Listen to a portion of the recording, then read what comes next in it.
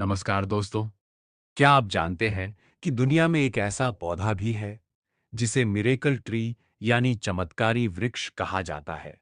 एक ऐसा पौधा जिसकी पत्तियां, फलियां, फूल, बीज, जड़ और यहाँ तक कि उसकी छाल भी किसी न किसी रूप में यही कारण है कि आज मोरिंगा पूरी दुनिया में पोषण, स्वास्थ्य, कृषि और पर्यावरण संरक्षण का एक महत्वपूर्ण पौधा बन चुका है। आज की इस वीडियो में हम मोरिंगा यानी मोरिंगा ओलिफेरा के बारे में पूरी जानकारी जानेंगे। हम इसके वैज्ञानिक नाम, उत्पत्ति, वानस्पतिक विशेषताओं, खेती, पोषण, औषधीय उपयोग, जल शुद्धिकरण, उत्पादन, आर्थिक महत्व और परीक्षा की दृष्टि से महत्व। तो चलिए शुरुआत करते हैं। सबसे पहले बात करते हैं इसके वैज्ञानिक परिचय की। मोरिंगा का वैज्ञानिक नाम मोरिंगा ओलिफेरा है। यह मोरिंगेसिए परिवार का सदस्य है और ब्रासिकालेस गण में रखा जाता है। माना जाता है कि इसकी उत्पत्ति भारत के उत्तरी भाग में हुई थी, लेकिन आज इसकी खेती पूरे भारत के साथ-साथ एशिया, अफ्रीका, अमेरिका और ओशिनिया के अनेक देशों में की जाती है।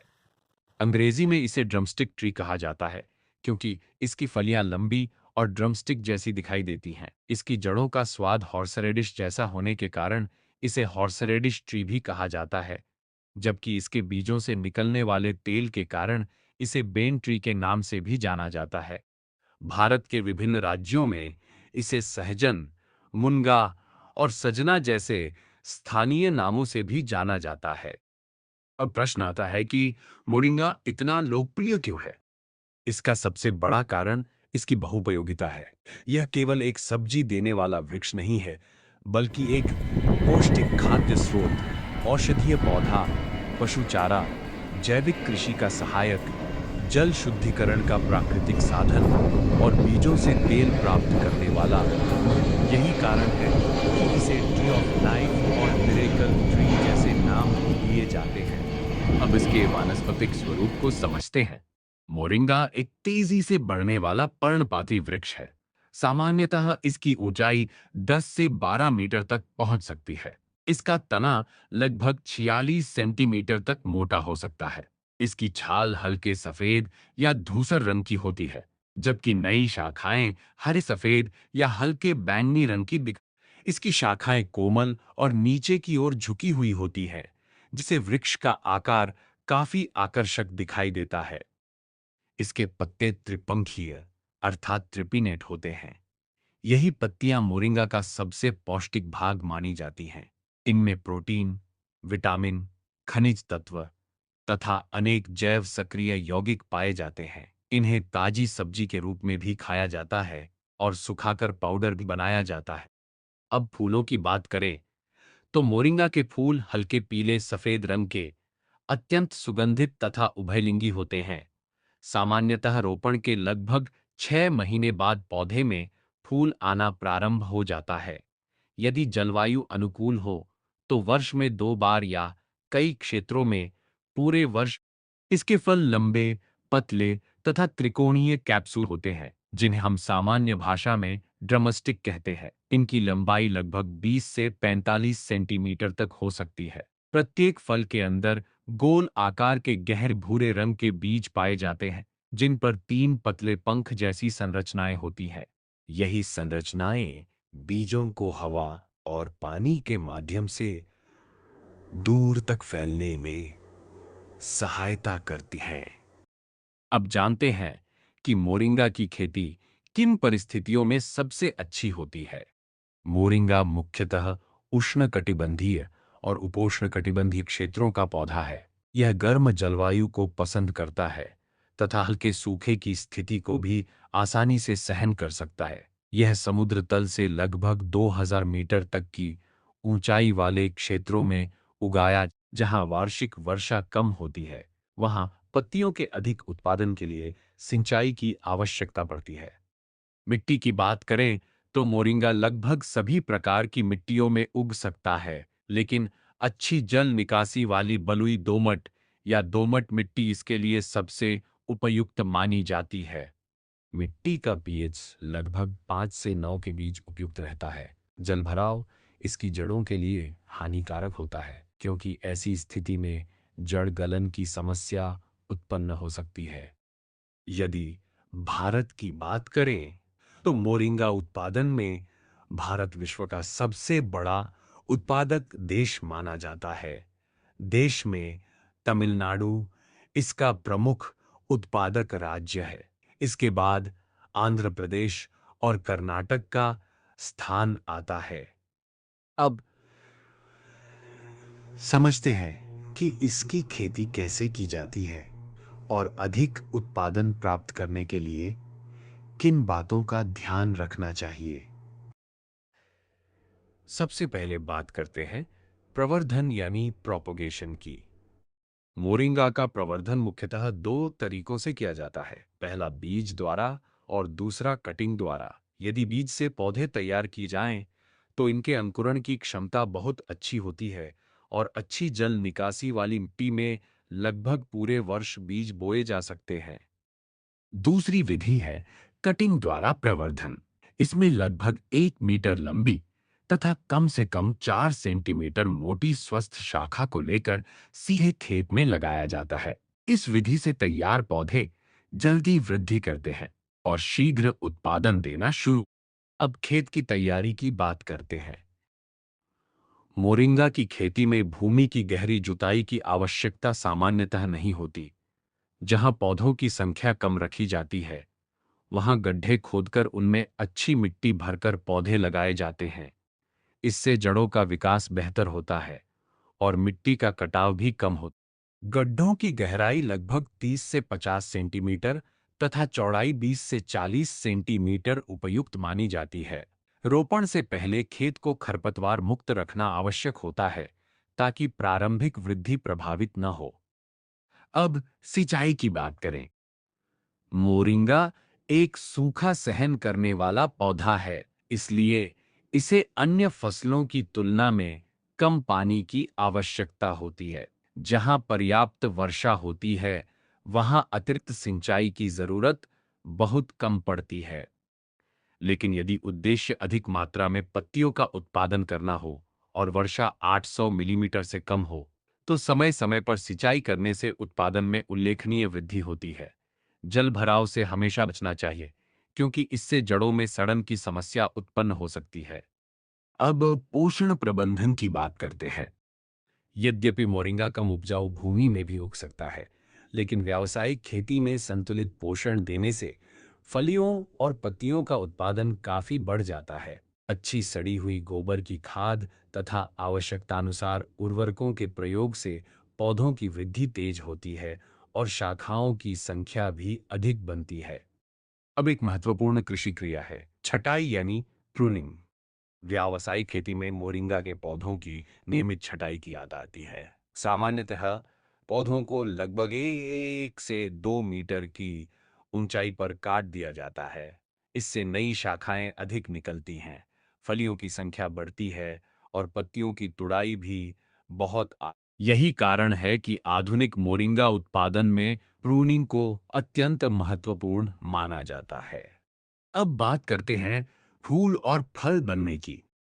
यदि पौधा कटिंग से तैयार किया गया हो, तो सामान्यतः 6 से 8 महीने के भीतर पहली बार फल प्राप्त होने लगते हैं। पहले वर्ष उत्पादन कम रहता है, लेकिन दूसरे वर्ष एक पौधा लगभग 300 फलियां दे सकता है। तीसरे वर्ष यह संख्या 400 से 500 तक पहुंच सकती है, जबकि एक स्वस्थ और विकसित वृक्ष लगभग 1000 या उससे भी अधिक फलियां उत्पन्न कर सकता है। भारत में 1 हेक्टेयर क्षेत्र से लगभग 31 टन तक फलियों का उत्पादन प्राप्त किया जा सकता है। उत्तर भारत में फल मुख्यतः गर्मियों के मौसम में पकते हैं, जबकि दक्षिण भारत के अनेक क्षेत्रों में वर्ष में 2 बार फूल और फल आते हैं, जिससे 2 बार कटाई संभव हो। यदि पत्तियों के उत्पादन की बात करें, तो मोरिंगा अत्यंत लाभदायक फसल है। बुआई के लगभग 60 दिन बाद पहली बार पत्तियों की कटाई की जा सकती है। इसके बाद वर्ष में कई बार कटाई की जा सकती है। प्रत्येक कटाई के समय पौधों को लगभग 60 सेंटीमीटर की ऊंचाई तक काट दिया जाता है। ताकि नई कोमल शाखाएं तेजी से उचित सिंचाई और पोषण के साथ प्रति हेक्टेयर कई टन ताजी पत्तियों का उत्पादन प्राप्त किया जा सकता है। अब बात करते हैं कीट एवं रोगों की। यद्यपि मोरिंगा सामान्यतः एक मजबूत पौधा माना जाता है, फिर भी कुछ कीट और रोग इसका नुकसान पहुंचा सकते हैं। भारत में छाल खाने वाली इल्ली, हरी पत्ती खाने वाली इल्ली, एफिड तना छेदक तथा फल मक्खी प्रमुख कीटों में शामिल है। कुछ क्षेत्रों में दीमक भी पौधों को नुकसान पहुंचा सकती है। रोगों में पाउडरी मिल्ड्यू अर्थात चूर्णी फफूंदी प्रमुख है, जो पत्तियों पर सफेद चूर्ण जैसी परत बनाकर उनकी वृद्धि को प्रभावित करती है। समय पर निगरानी और उचित प्रबंधन से इन समस्याओं को। अब बात करते हैं उन कारणों की जिनकी वजह से मोरिंगा को पूरी दुनिया में सुपरफूड और मिरेकल ट्री कहा जाता है। सबसे पहले जानते हैं इसके पोषण मूल्य के बारे में। मोरिंगा की पत्तियां इस पौधे का सबसे अधिक पौष्टिक भाग मानी जाती हैं। इनमें अच्छी मात्रा में प्रोटीन, विटामिन बी समूह, विटामिन सी, प्रोविटामिन ए अर्थात बीटा कैरोटीन, विटामिन के, मैंगनीज तथा अन्य आवश्यक खनिज तत्व पाए जाते हैं। यही कारण है कि अनेक देशों में मोरिंगा की पत्तियों का उपयोग कुपोषण दूर करने, संतुलित आहार तैयार करने तथा पोषण सुरक्षा बढ़ाने के लिए किया जाता है। पत्तियों को ताजा सब्जी के रूप में खाने के साथ-साथ सुखाकर पाउडर भी बनाया जाता है, जिसे सूप, सॉस, स्मूदी, ब्रेड और अन्य खाद्य। अब बात करते हैं इसकी फलियों की। मोरिंगा की कोमल फलियां, जिन्हें हम ड्रमस्टिक कहते हैं, दक्षिण एशिया के अनेक देशों में लोकप्रिय सब्जी हैं। इन्हें करी, सांभर, दाल और सूप में उपयोग किया जाता है। इन फलियों में vitamin C, fibre, potassium, magnesium और मैंगनीज अच्छी मात्रा। आप जानते हैं बीजों का महत्व। मोरिंगा के परिपक्व बीजों से लगभग 38 से 40% तक खाद्य तेल प्राप्त किया जा सकता है, जिसे बेन ऑयल कहा जाता है। यह तेल हल्के रंग का, लगभग गंधरहित तथा लंबे समय तक खराब न होने वाला होता है। इसका उपयोग खाद्य पदार्थों, कॉस्मेटिक उद्योग, त्वचा और बालों की देखभाल। बीजों से तेल निकालने के बाद बचा हुआ अवशेष खेतों में जैविक खाद के रूप में तथा जल शुद्धिकरण में भी उपयोग किया जाता है। अब बात करते हैं मोरिंगा के सबसे अनोखे उपयोग की, जल शुद्धिकरण। मोरिंगा के बीजों में ऐसे प्राकृतिक प्रोटीन पाए जाते हैं जो गंदे पानी में मौजूद सूक्ष्म कणों को एकत्रित करके नीचे बैठाने में सहायता करते हैं। इस प्रक्रिया से पानी को अधिक स्वच्छ बनाया जा सकता है। कई विकासशील देशों में इस तकनीक का उपयोग कम लागत वाले जल शोधन के लिए किया जा रहा है। स्रोत में यह भी उल्लेख है कि मोरिंगा आधारित प्रणालियों का उपयोग पेयजल की गुणवत्ता सुधारने और अपशिष्ट जल उपचार में भी किया गया है। अब इसके औषधीय उपयोग की बात करें। पारंपरिक चिकित्सा पद्धतियों में मोरिंगा की छाल, जड़, पत्तियां, फूल और बीजों का लंबे समय से उपयोग किया जाता रहा है। हालांकि स्रोत यह भी स्पष्ट करता है कि आधुनिक वैज्ञानिक अनुसंधान अभी जारी हैं और वर्तमान में उच्च गुणवत्ता वाले प्रमाण इतने पर्याप्त नहीं हैं कि इसे किसी विशेष बीमारी के उपचार के रूप में निश्चित रूप से स्वीकार किया जा सके। इसलिए इसके स्वास्थ्य संबंधी दावों को वैज्ञानिक प्रमाणों के साथ ही देखा जाना चाहिए। अब इसके आर्थिक महत्व पर एक नजर डालते हैं। भारत विश्व का सबसे बड़ा मोरिंगा उत्पादक देश है। विशेष रूप से तमिलनाडु, आंध्र प्रदेश और कर्नाटक में इसकी व्यावसायिक खेती बड़े पैमाने पर की जाती है। इसकी ताजी फलियां, पत्तियां, पाउडर, बीज और तेल सभी की घरेलू, कम लागत, कम पानी की आवश्यकता और बहुउपयोगिता के कारण यह किसानों के लिए एक लाभदायक फसल मानी जाती है। तो दोस्तों, आज की इस वीडियो में हमने मोरिंगा के बारे में संपूर्ण जानकारी प्राप्त की। हमने इसकी उत्पत्ति, वैज्ञानिक वर्गीकरण, वानस्पतिक विशेषताएं, जलवायु, मिट्टी, प्रवर्धन, खेती उत्पादन, पोषण, बीजों का तेल, जल शुद्धिकरण, आर्थिक महत्व और परीक्षा की दृष्टि से अगर आपको यह वीडियो उपयोगी लगा हो तो इसे अपने मित्रों के साथ साझा करें। ऐसे ही कृषि एवं बागवानी से जुड़े वैज्ञानिक और परीक्षा उपयोगी व्याख्यानों के लिए हमारे चैनल को सब्सक्राइब करें। धन्यवाद। अगले व्याख्यान में फिर मिलेंगे।